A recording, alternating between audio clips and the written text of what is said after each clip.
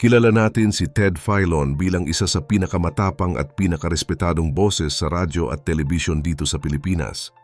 Sa loob ng halos 40 taon, siya ang naging sandigan ng mga karaniwang tao pagdating sa mga balita tungkol sa gobyerno, korupsyon at mga isyu sa ating lipunan. Pero nitong mga huling taon, marami sa ating mga Pilipino ang lalong nagtaka dahil hindi na natin siya madalas makita sa screen ng ating mga TV gaya ng dati. Maraming lumabas na haka-haka at mga kwento sa internet kung bakit nga ba siya biglang lumipat o kung ano ang tunay na dahilan ng pagkawala niya sa dati niyang istasyon. Bago natin talakayin ang malaking pagbabago sa kanyang career, naisip niyo ba kung paano nga ba nagsimula ang isang batang galing sa hirap para maging mukha ng katotohanan sa bansa? Pero bago po ang lahat, baka pwedeng palike ang video na ito dahil napakalaking bagay na ito sa aming content creators. At mangyaring mag-comment sa baba kung taga saang lugar ka para malaman namin saan umaabot ang ating mga video. Maraming salamat po. Ang kwento ni Ted Filon ay hindi lang tungkol sa pagiging sikat na news anchor dahil ito ay isang kwento ng matinding pagsisikap na nagsimula sa ibaba. Ipinanganak siya noong 1962 sa Maynila at ang kanyang ama ay isang driver ng jeep habang ang kanyang ina naman ay isang tindera sa palengke. Dahil sa hirap ng buhay noon, naranasan ni Ted na magtrabaho sa murang edad habang siya ay nag-aaral sa Tacloban. Naging waiter siya, construction worker, at nagtinda rin siya ng mga tsinelas para lang may pandagdag sa gastusin ng kanilang pamilya. Ang mga karanasang ito ang naging dahilan kung bakit naging malalim ang pag-unawa niya sa nararamdaman ng mga mahihirap nating kababayan. Pagdating naman sa kanyang pag-aaral, hindi rin naging madali ang lahat para sa kanya dahil ilang beses siyang kumuha ng iba't ibang kurso na hindi niya agad natapos. Sinubukan niya ang economics sa Letran at lumipat din siya sa mass communication sa Divine World University, pero kailangan niyang huminto para magtrabaho. Sa kabila ng lahat ng mga pagsubok na ito, hindi siya sumuko hanggang sa makuha niya ang kanyang degree sa broadcast communication mula sa Polytechnic University of the Philippines. Ang dedikasyon niya sa pag-aaral ang nagbukas ng pinto para pasukin niya ang mundo ng media. Nagsimula ang kanyang karera sa radyo noong 1982 kung saan nagtrabaho muna siya bilang driver at reporter sa isang maliit na istasyon sa Tacloban.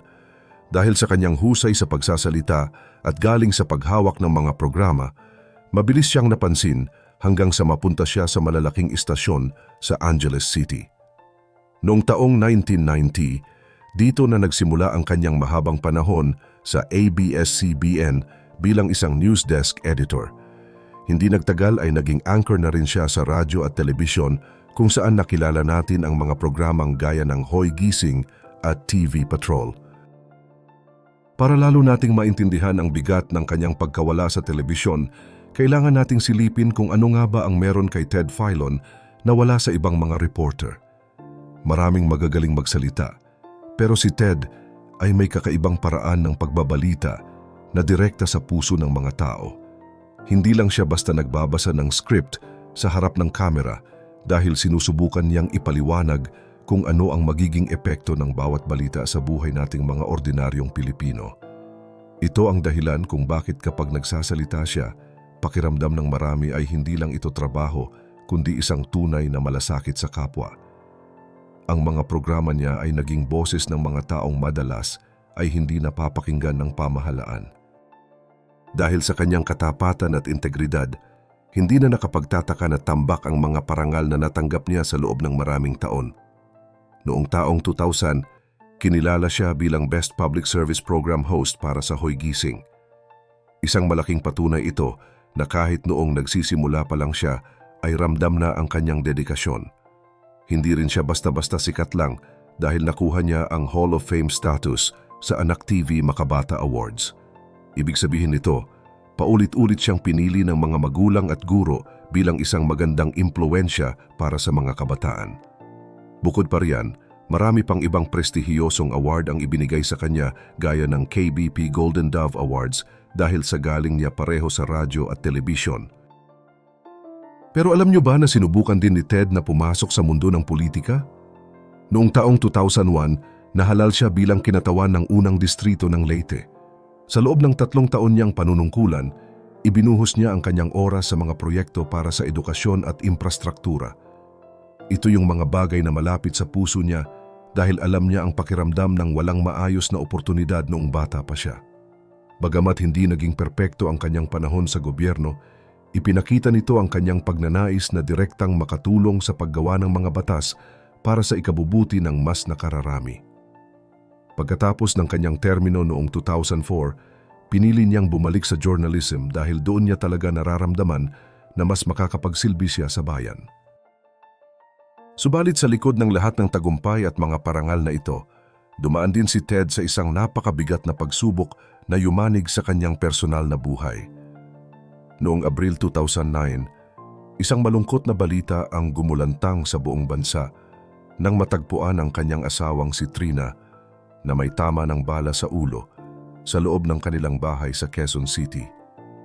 Ang pangyayaring ito ay naging sentro ng usap-usapan at matinding investigasyon ng mga autoridad gaya ng NBI.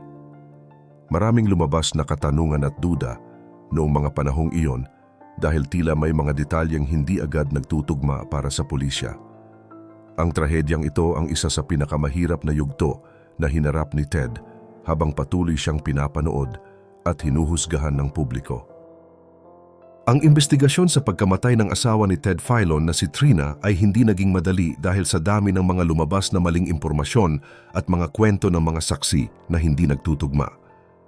Noong una, talagang naging mainit ang mata ng mga pulis sa lahat ng mga kasama niya sa bahay, kabilang na si Ted.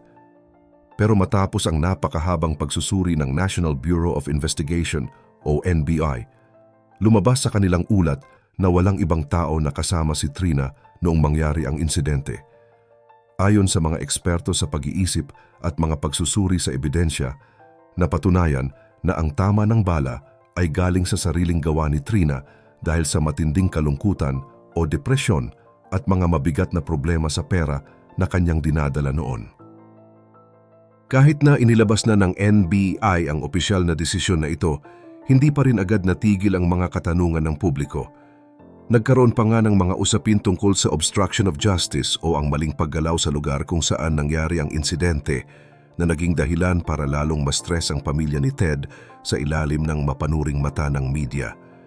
Isipin niyo na lang ang bigat ng pinagdaanan niya bilang isang tao na nagbabalita ng problema ng iba. Siya naman ang naging laman ng mga balita sa paraang hindi niya inaasahan. Pero sa kabila ng lahat ng sakit at mga pagsubok na ito, pinili ni Ted na manatiling matatag at ituloy ang kanyang tungkulin sa mga Pilipino. Pagkalipas ng maraming taon, dumating ang isa pang malaking sorpresa para sa ating lahat. Noong Agosto 31, 2020, tuluyan nang nagpaalam si Ted Filon sa TV Patrol at sa kanyang programang Filon ngayon sa ABS-CBN. Marami ang nalungkot dahil halos 3 dekada nating nakasama ang kanyang boses sa nasabing istasyon. Nilinaw naman na ang pag-alis niya ay isang personal na desisyon at hindi dahil sa kung anong pilitan. Gusto lang talaga ni Ted na magsimula ng bagong kabanata sa kanyang buhay at subukan ang ibang paraan kung paano pa siya makakatulong at makakapaglingkod sa mas nakararaming tao. Hindi naman tayo binigo ni Ted dahil hindi nagtagal ay muli natin siyang narinig at napanood sa TV5 at Radyo 5. Dito nabuo ang hindi inaasahang tandem nila ni DJ Chacha na naging paborito ng marami tuwing umaga.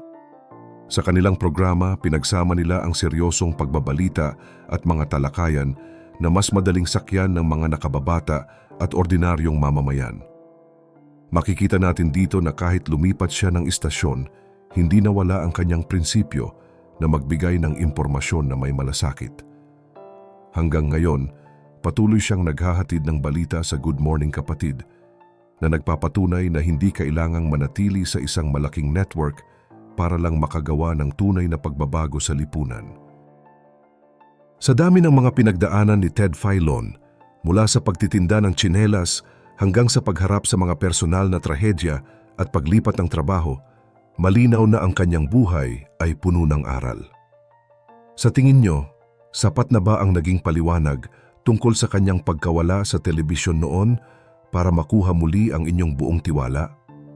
At sa panahon ngayon na marami ng paraan para makakuha ng balita, mahalaga pa rin ba para sa inyo na makita ang mga batikang broadcaster gaya ni Ted sa inyong mga screen? Ibahagi mo naman ang sagot mo sa ibaba at huwag mo ring kalimutang mag-like at subscribe para sa mas marami pang updates gaya nito.